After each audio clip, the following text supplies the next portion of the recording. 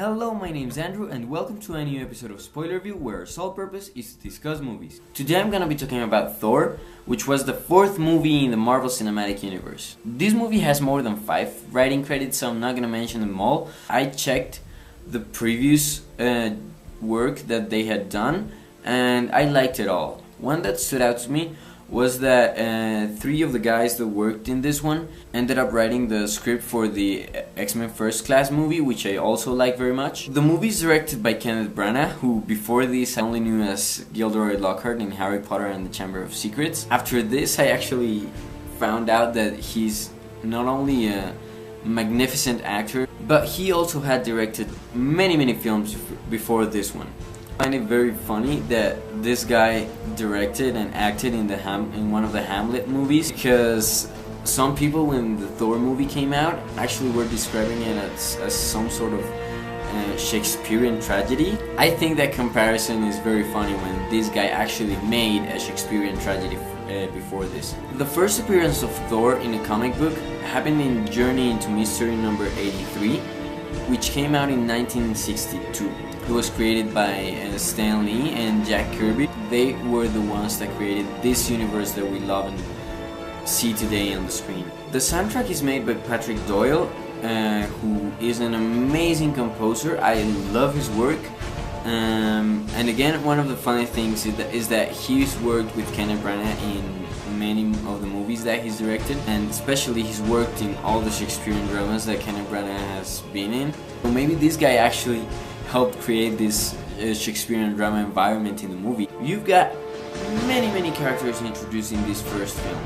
First, I'm gonna talk about the characters that were introduced to in Asgard. First of all, we've got Sif, played by Jamie Alexander. We've got the Warriors 3, Fandral, Hogan, and Volstagg, played by Ray Stevenson, Toranobu Asano, and Josh Dallas. We also have Heimdall, who was played by Idris Elba. Idris Elba obviously had a very minor role in this movie, but what he did I think was very important, and I think was very good to introduce this character. We also have Frigga, played by Renée Russo.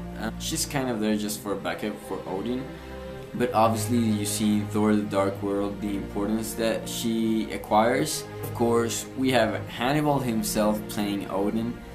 It's Anthony Hopkins. You can't not love this guy in any movie he's in. Obviously Odin also has a very minor role really, and actually you end up seeing him more in the Loki storyline than in Thor's. Now to Loki. He's played by Tom Hiddleston, who actually at first auditioned for Thor's part. It's incredibly good that we actually got him as a villain, because I think he was the first actually very decent villain in this universe. Red Skull was kind of good in Captain America, but he wasn't really excellent. And the ones that we had in Iron Man were good and were very good for that storyline, but were never gonna work as a menace for the whole world. And obviously the ones that we had for the Incredible Hulk were very confined in that little universe. But Tom Hiddleston brought something very new, and it was a very interesting villain.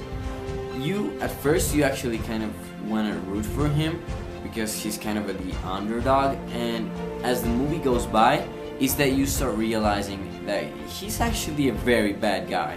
And at the very end, Loki is part of the Odin family and he's an Asgardian as well. He's never gonna kill Thor, he's never gonna kill Odin because they're his family, and when Thor and Odin try to save him and he actually lets go, I think this is very much of an acknowledgement from his part that he's not gonna kill them. He's only a threat because he's the god of mystery. We learn a lot from his backstory in this movie, and I think this was very important for the later development of him in this universe. So now I'm gonna talk about the Earth characters. The first one I'm gonna talk about is obviously Clark Gregg as Agent Coulson. I loved seeing him in this movie, even though his role is much smaller than the one that he'd had in the previous movies he'd appeared in. I love Coulson very much, and the fact that he actually connects the more magical stuff that we start getting in the universe with the very scientific part. I think it was very important for them to have like this shield presence for them to be able to introduce these characters into an already existing world. So the other characters that we have in this movie that are from Earth is like this trio of scientists. Obviously we have a lot of comedy from Kat Dennings' character. Natalie Portman plays Thor's love interest, Jane Foster, who starts discovering these anomalies in the energy in the universe and whatever in the atmosphere. She's trying to find Asgard even though she doesn't know that that's what she's trying to find. Thor himself, Chris Hemsworth, was one of the best cast actors in the universe, obviously behind Robert Downey Jr. as Tony Stark. I think it was perfect because he's able to show this like otherworldly attitude, like he really is out of place on Earth. You get that this guy is not just some ordinary human. He's a god. There's a part that I really love, but that obviously only the very biggest Marvel fans got, and it's the Jeremy Renner as Hawkeye cameo. This is the first place where we meet the character that we end up seeing in Avengers, but I think it was very important to introduce him in a previous movie since his role in Avengers ends up being such a small role. We get to know that he's a SHIELD agent. We get to know that he's actually one of the highest ranked agents on SHIELD. I mean, he's not just this loser agent. I already mentioned this with the Kat Dennings character, but I think the comedy in this movie is spot on. We also receive comedic moments from Eric Selvig, from The Warriors 3, and even from Thor himself, which I think is very cool when you can actually make fun of your own protagonist without making him look weak. I thought that Natalie Portman as Jane Foster was not the best role that Natalie Portman has had. She's an Academy Award winning actress, so I really expect a very, very good acting from her part. I think she could have given a much better performance in every single scene she was in, and she didn't.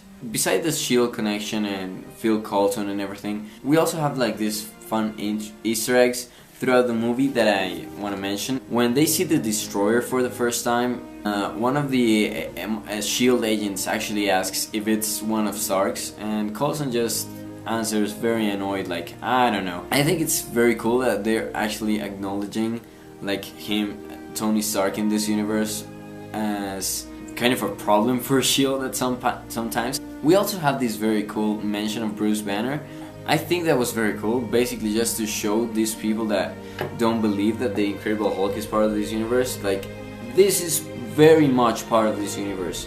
I mean, Bruce Banner lives in the same world as Thor. So as part of the story, there's also some things that I want to say. First of all, I want to say that I think it's very cool that Thor doesn't start being a hero. I mean, he might be a god, but he isn't a hero yet. This is a superhero origin story. This is the moment that turns Thor the god into Thor the superhero. Another cool thing is that the story takes place in this very little town, like in the middle of nowhere. You get something very extraordinary in a very, very small town. I think this is a very cool contrast. This is one of the main reasons the story works so well. And finally, I want to say that I very much like the after credit scene. It was directed by Joss Whedon, obviously because it connects so directly to the Avengers. We see Nick Fury showing Eric Selvig the Tesseract. We see the Tesseract for the first time in this after credit scene before Captain America premiered just a couple of months after Thor. Seeing the Tesseract connecting to Thor and connecting to SHIELD and then back to Captain America, I think was perfect for the setting of the Avengers. Mainly one of the reasons why the Avengers was so good in the end was because we had all of this backstory. For a budget of 150 million, the movie made domestically 181 million, and worldwide it made 449 million. Safe to say, this movie made a shitload of money, and it shows that the Marvel audience was very ready for a very mystical and magical realm inside this universe. The ratings for the movie are quite close to what I think of it. IMDb shows 7 out of 10.